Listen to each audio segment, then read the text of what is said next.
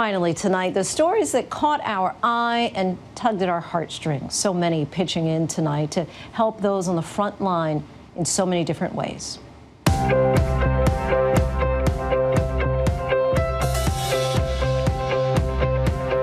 Hi guys, some good news out of the United States. We're starting to see the curve flatten in some of the hardest hit areas like New York. It's really the first time since the outbreak began. And in parts of Europe, we're seeing lockdowns starting to get loosened. So in Spain and Germany, we're getting a glimpse of what life could look like eventually. First up tonight, we've got a lovely story for you. We often think of refugees as being people who need our help. But what if the coronavirus crisis was a moment to see how they can help us, inspire us during this time of uncertainty? The United Nations Refugee Agency, UNHCR, is launching a coronavirus campaign, but alongside it, they're highlighting individuals who've been through some extraordinary trials in their lives and have a message for us. I spoke to 23-year-old South Sudanese refugee Mary Maker. She has lived in refugee camps most of her life, mostly in Kenya. She made it to the United States in 2019 to study. Her parents died when she was young, but now she's helping people back in that camp get hold of soap and masks and other things they need to protect themselves against coronavirus. And she had an inspiring message to share.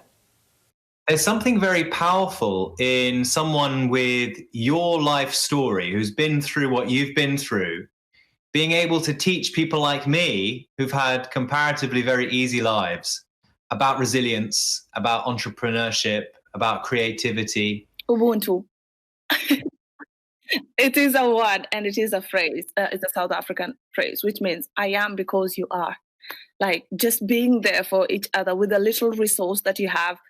Just try to impact the life of either your neighbor or somebody else. Remember, COVID-19 is hitting every part of the world, meaning your neighbor needs you right now more than anything else. It doesn't matter how little you feel you're doing something. Can you maybe share a little bit about how you've kept hope? Me being a child of war and having seen that, you come to realize that some things are beyond our control. But we can still do something. We can still rejuvenate ourselves by helping somebody else. It gives you joy. You're such a powerfully positive person. It's wonderful. I love having you beamed into my living room at home. It's such a nice, so much good energy. Remember, refugees still, they have abilities. They have so much. They have talent. And who knows, we will be the solution to rebuilding our country someday. Yeah. What an absolutely extraordinary young woman. Thank you, Mary, for speaking to us. And we want to introduce you to another amazing person, 99-year-old Army veteran, Captain Tom Moore. This war hero is now helping our modern-day heroes. And it started as a small fundraising effort. He was to walk 100 laps in his garden for his 100th birthday. He was supposed to raise about $1,500, but now it's exploding. Captain Moore has raised more than the equivalent of $14 million for the National Health Service. And if you look at this list, it says virtues favour the brave, and that's what they are. They're brave. That is some work-from-home inspiration. Thank you, Captain Moore. And this crisis has made us all a little bit more creative with our daily routines. Check out some of our favourites. It's heavy.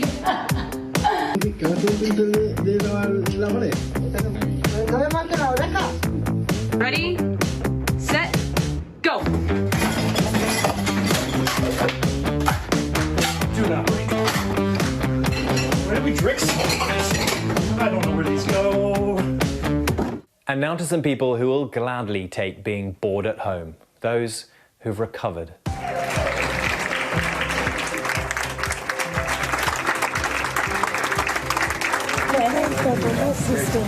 You're saving my life. And our healthcare workers saluting their recovered ones. Finally, we want to leave you with some inspiration. Connie is 106 years old. She had coronavirus. She was discharged from the hospital this week. So on top of surviving both world wars, she can say she survived COVID-19 too. She says she's looking forward to spending more time with her family and she feels lucky she has survived. That's it from us. Stay safe, everyone, and be good to each other.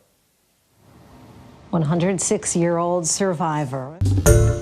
Hi everyone, George Stephanopoulos here. Thanks for checking out the ABC News YouTube channel. If you'd like to get more videos, show highlights, and watch live event coverage, click on the right over here to subscribe to our channel, and don't forget to download the ABC News app for breaking news alerts. Thanks for watching.